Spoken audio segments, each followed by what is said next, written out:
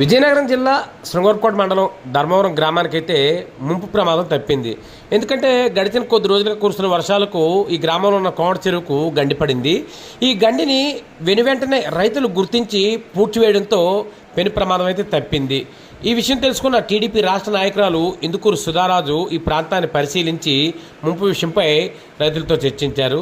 ఈ చెరువు 33 ఎకరాలు ఉండేదని, ఇది పూర్తి స్థాయిలో ఆక్రమణ జరగడం వల్ల ఈ పరిస్థితి దాపురించిందని రైతులు తెలిపారు. ఈ విషయంపై తాను ప్రభుత్వానికి ఫిర్యాదు చేస్తామని సుధారాజు తెలిపారు. ఇలాంటి ప్రమాదాలు అయితే జరుగుతూ ఉన్నాయి.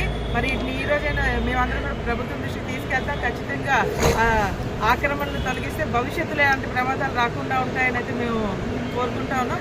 నిజంగా ప్రభుత్వం దృష్టికి ఇప్పుడు తీసుకుని వెళ్తే ఎంఆర్ఓ గారికి కూడా కంప్లైంట్ ఇస్తాం.